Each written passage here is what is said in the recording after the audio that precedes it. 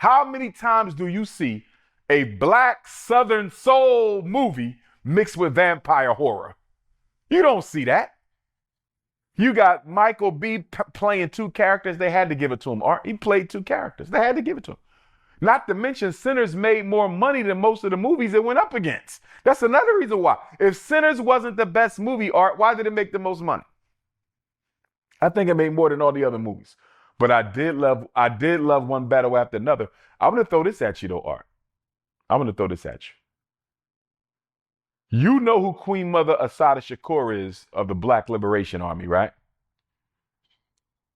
She escaped to Cuba with the help of the founders of the Black Liberation Army. She passed away September 25th, 2025, Art. One Battle After Another came out the next day.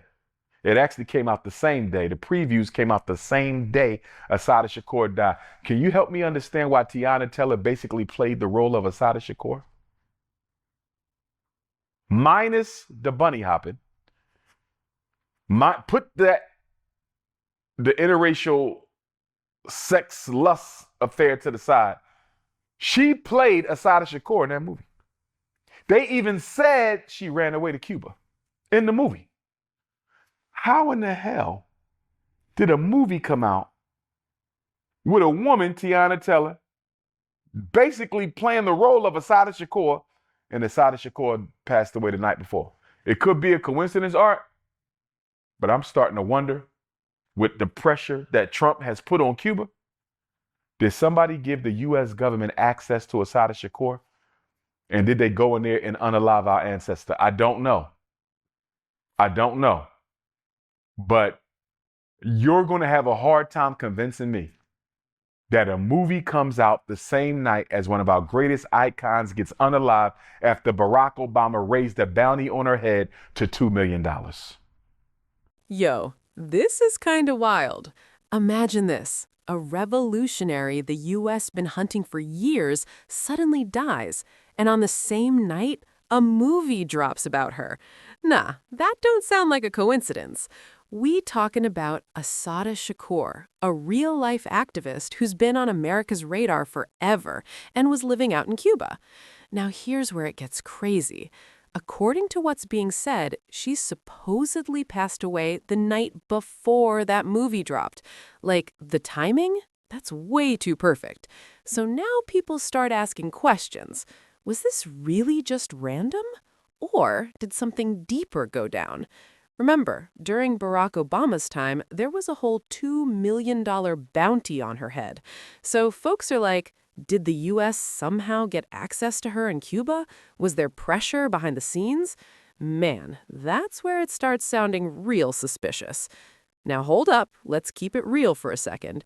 Ain't no solid proof of any of this. This is all speculation, theories, people connecting dots that may or may not be real. But still, when the timing lines up that perfectly and the history already got tension behind it, it makes you wonder, was it just bad timing or something they don't want us to know? I'm a little upset at the producer of One Battle After Another because I don't think my sister Tiana Taylor needed to have all those lusty scenes with the Caucasians. I don't think that was necessary, Art. She's a revolutionary. Why she got to run around trying to sleep with Leonardo DiCaprio every second of the movie? Sleeping with Sean Penn all throughout the movie. Get pregnant by Sean Penn, blames it on Leonardo, abandons the baby. To me, they just took one too many hits at the character of black women. Like, they kind of made her a revolutionary Jezebel. She did a great job, don't get me wrong. I loved her in it. I wish she would have been in it longer. She did a great job. She earned that Best Supporting Actress trophy she got at Golden Globe, I believe it was. But I didn't appreciate the way that they dogged her character out like she was a thought for the white man. I didn't like that. But what I did appreciate about that movie, Art, it showed you how the white power structure operates. It is a few who run that whole thing. You see Sean Penn, he was going to unalive his mixed race daughter. He was going to kill his own child just so he could make it into one of secret societies. I don't think we realize how serious white folks are. about them secret societies and sitting around that table. They told him, if you ever had sex with a black woman, you can't join us. Hold up. How you gonna take a strong, revolutionary woman and turn her into a whole different character on screen? Like, what are we really doing here? So check this out. There's this movie where a black female revolutionary is supposed to be this powerful, fearless figure. But instead, they got her running around in all these extra, unnecessary scenes, messing with dudes like Leonardo DiCaprio and Sean Penn. And it ain't even adding to the story like that. Now, here's the issue. Instead of showing her as a leader, a fighter, a revolutionary, they kind of flipped her into this over-sexualized character. Like, why? Why take a powerful image and water it down like that? Don't get it twisted. The actress did her thing, 100. She actually killed that role. But the way the character was written? Nah, that's where it went left. And this is bigger than just one movie. This is about how Hollywood sometimes moves, how they take certain stories and tweak them in a way that changes the whole message. So now the real question is, are they telling the story the right way or just telling it how they want it told? Let me know what you think. Was this just bad writing or something deeper going on? They're young, man. They're young. So, my thing is, I'm going to let them do them. You know what I mean? I'm going to let them do them. And may they find the person that they're supposed to spend the rest of their life with sooner than later. But I love how Michael B. Jordan won that award, Art, and he went straight to a regular restaurant and celebrated with his people, bro. I said, if that in the Dr. Umar move right there, man, I said, that's a Dr. Umar move right there. He took that Oscar into a burger joint with black people. When he did that, I said, that's my brother right there. That's my brother right there. You ain't never seen a black celebrity, Art, win a Grammy or an Oscar and go straight to a regular joint in the hood and celebrate with his people, bro. That showed me Michael be real. He real for real, man. And I wish nothing but the best for him. I just better not catch him bunny hopping or I gotta disown him. Yo, imagine this. You just won big in Hollywood. Awards, fame, spotlight everywhere. And instead of flexing at some crazy after party, you just pull up to a normal restaurant like it's nothing. That's exactly what people are saying about Michael B. Jordan. Dude's been on a serious run in Hollywood. Hit movies, major success, global fame, all of that. But here's the twist. After all that spotlight, he didn't go wild. He didn't act like a Hollywood ego story. Nah, he kept it low-key. Instead of VIP parties and flashing cameras, he was spotted just chilling at a normal restaurant. Like, no security flex, no superstar attitude, just regular vibes. And that's why people respect him. Because in a world where fame changes people, he stayed the same. No ego, no drama, just grounded energy. So it makes you think, is real success about the awards or about staying real when you get them? Drop your thoughts below. Would you stay humble if you made it big like that? You feel about his situation? Wow. I'm going to tell you something. Dak Prescott impressed me, bro. Because if I'm not mistaken, the woman he called off the marriage with for her refusal to sign the prenuptial agreement, doesn't she already have like 2 of his children? Yeah, so they have a family. So she already going to get child support anyway, right? So she already good with the child support. But that was a powerful move by Dak Prescott. And I support him because he like, listen, you got my children.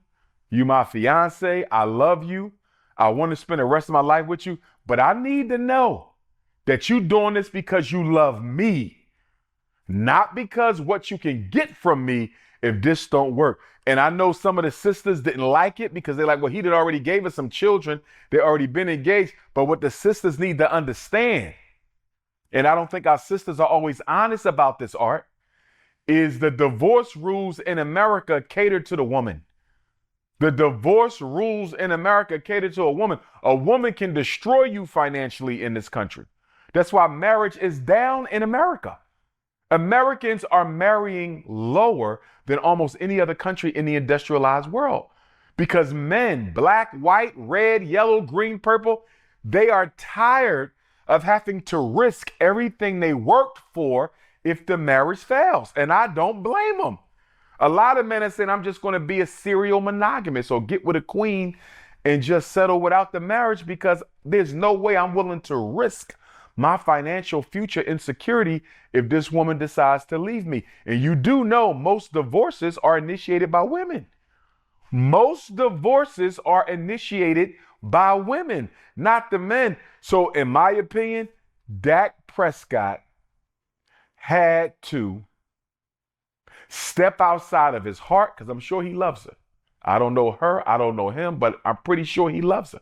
He had to step outside of his emotions and he had to make a calculated business decision. Even though you have children, even though you love her, are you sure she's in this for you? And are you sure she don't have people around her who can manipulate her into taking half of what you have if this marriage doesn't work out? In my opinion, Art, he made the right decision. Because if I have as much to lose as Dak Prescott, I want a prenup too. I want a prenup too. Because I got to know you here for me and not for my pockets. He did the right thing. I'm surprised he did it. Drums and what if you could make I'm a song? surprised already being in a relationship, 2 kids engaged, that's a lot invested. And he said, yo, if you don't sign this, we calling it off. I stand with my brother. If black women in particular and American women in general want more marriage, y'all need to petition your lawmakers to adjust the divorce laws. The divorce laws are crazy, Art. I don't have a son, but if I had a son and my son said, Dad, I don't think I'm gonna get married because look at the divorce laws. You could be married to this woman for 6 months and she can take half of everything you own. I'm not getting married. I don't know if I can tell him he's wrong, Art. I don't know if I can tell him he's wrong because the divorce code is insane. Who the hell came up with that divorce code? It needs to be changed. It caters to women, man. I stand with that. Disgusting, man. I don't even know. Imagine this. You're about to get married. Everything looks perfect. Love is in the air. But then somebody slides in a paper and says, sign this or we got a problem. We talking about Dak Prescott, one of the NFL's biggest names. Big money, big fame, big pressure. But behind the scenes, things got a little messy. So here's what's being talked about. Before fully stepping into marriage, there was a prenup situation. Basically, a financial agreement if things go wrong later. Now, normally, prenup ain't new in celebrity world. But in this case, it allegedly started creating tension in the relationship. Like love on one side, money protection on the other. And that mix, yeah, it gets complicated real quick. Because think about it. When you're just regular people, marriage is all about love. But when you're a millionaire athlete, it turns into assets, contracts, future protection, legal pressure, and suddenly it doesn't feel like just love anymore. And this is the bigger conversation here. Fame changes relationships, not always in a good way, because trust starts getting mixed with business decisions. So now the question is simple. Is prenup just smart planning, or does it kill the vibe of real love? Let me know what you think. Love should be blind or financially protected.